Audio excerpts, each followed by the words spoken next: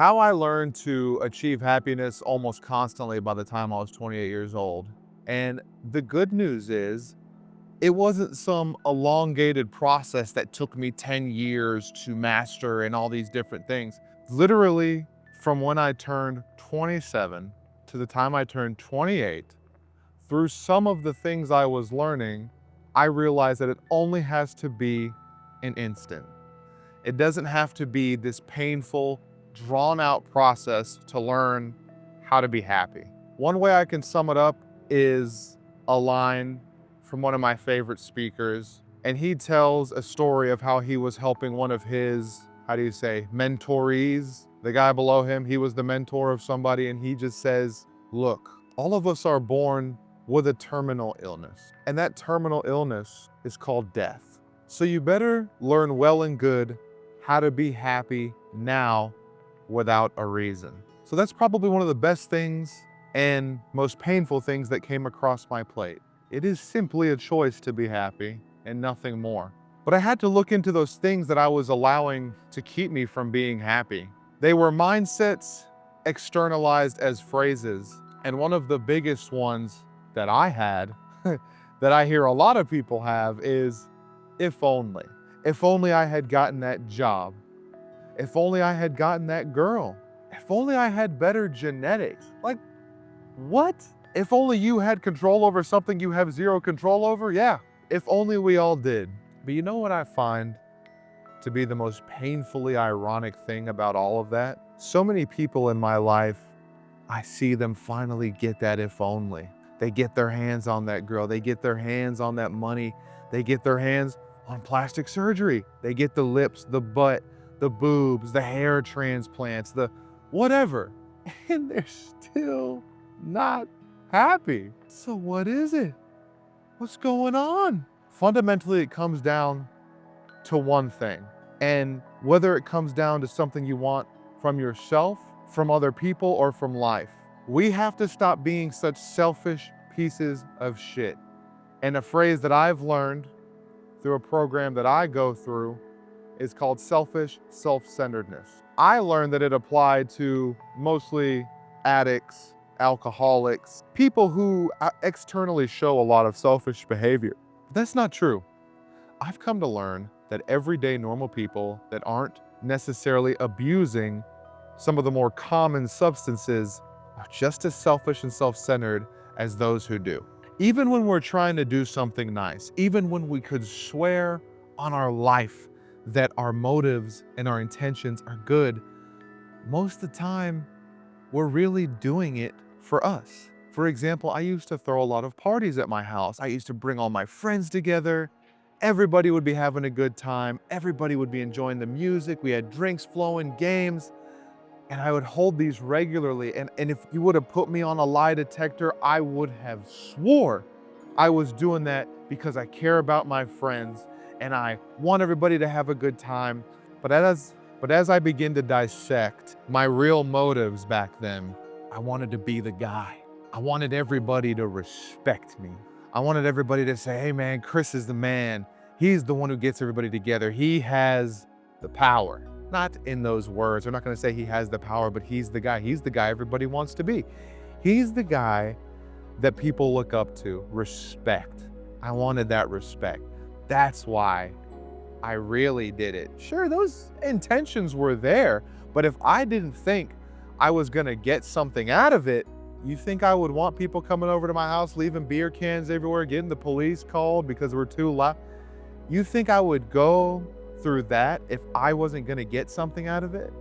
How about for little things, like when we clean the kitchen for our loved ones, or we get really nice gifts, super thoughtful gifts? Ask yourself this. You plan something for a couple weeks, a couple months, whether it's a gift, a surprise, a trip for somebody. If you knew they weren't gonna say thank you or acknowledge you at all, would you still feel as good about doing it? And when that time comes, when it happens, and I bet we've all had it happen, how do you feel? How do you feel when you put so much thought, energy, and your heart into something, and somebody doesn't even have the mindfulness to say thank you or I appreciate it, let alone giving us praise in general? I've learned that's where a lot of my discontent and a lot of my unhappiness came from. It was my expectations. And if things went a certain way, then I would be happy. If only these things would happen, then I would be happy. So guess what? I'm always sitting there. I'm always so close. Happiness is just right around the corner. So close to just biting me on the ass so I can finally be happy. Oh, there goes some happiness, finally. But it never comes. It never comes because I'm a selfish piece of shit, and so are you.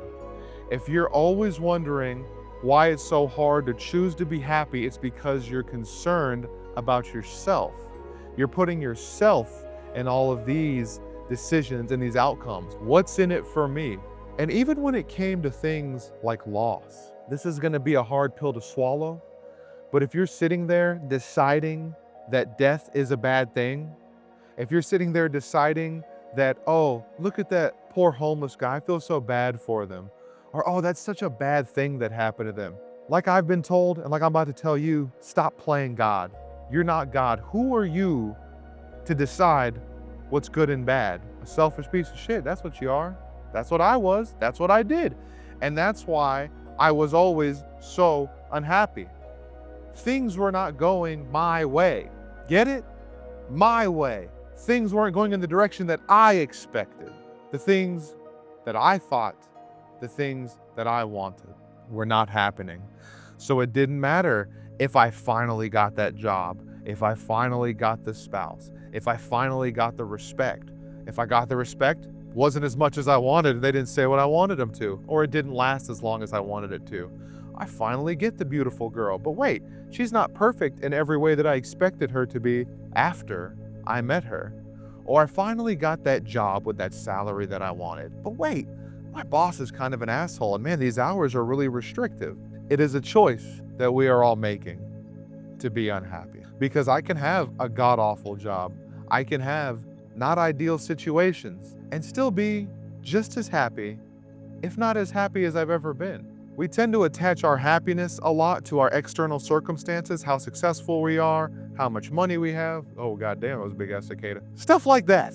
But the second we stop attaching our happiness to cause and effect, the second we can just decide, hey, I'm happy to be here. I woke up this morning.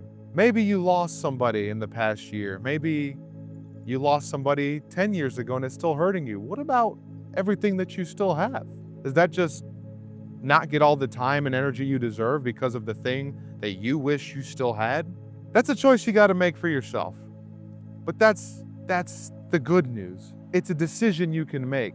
Now, the unfortunate and fortunate thing about a decision is what must come after that decision is some action. And if action is not closely followed to that decision, it means nothing. So the second I got myself out of the way, the second I stopped intertwining how I felt and what I wanted with every decision I made for my job, my business, my health, and I just started doing it and being happy at the fact that I was doing it and that I'm here and I get the opportunity to do it, all of a sudden I didn't have to wait for anything.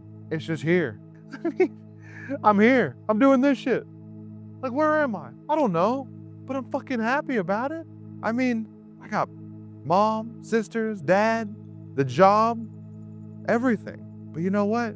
I can lose my job. I can lose my family. But as long as I'm still here and I'm still conscious, I'm happy.